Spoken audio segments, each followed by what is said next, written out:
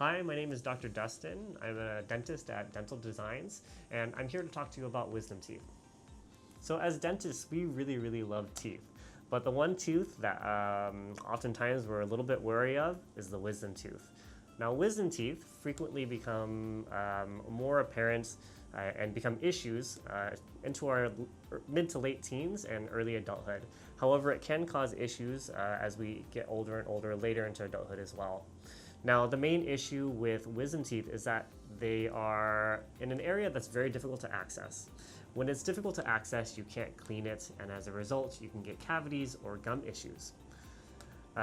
Beyond it being difficult to access, oftentimes there's just not enough room, and when there's not enough room, they start to butt up against the second molar, which is in front of it. They can grow in sideways.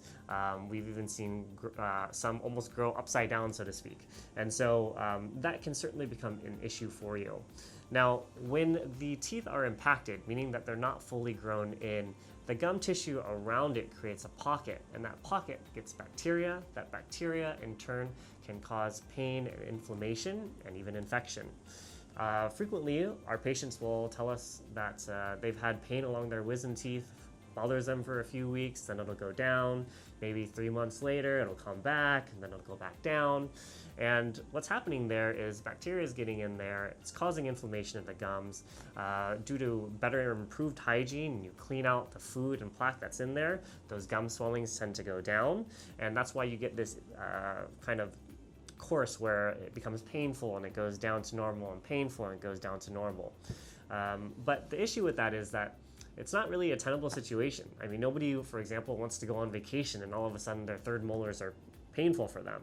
So what we'd like to be able to do is to evaluate those teeth and see, are those wisdom teeth, are we actually able to keep them, or is it something that we need to consider taking out? Now, the wisdom teeth come in a variety of forms. Some of them are fully erupted, but just because they're fully erupted doesn't mean that it can't become an issue for you. Again, it's very difficult to clean back there, and because it's difficult to clean, it can cause cavity and gum issues. It can also grow in sideways. When it grows in sideways, oftentimes it creates a pocket where a lot of food will get stuck, and not only can you get a problem on the wisdom tooth, you can also get a problem on the second molar in front of it. So what I'd suggest for you is to make sure that you come in for your regular dental visits. We'll be taking x-rays and doing our clinical examination to try to determine whether or not these wisdom teeth are actually going to be giving you a problem soon or in the future.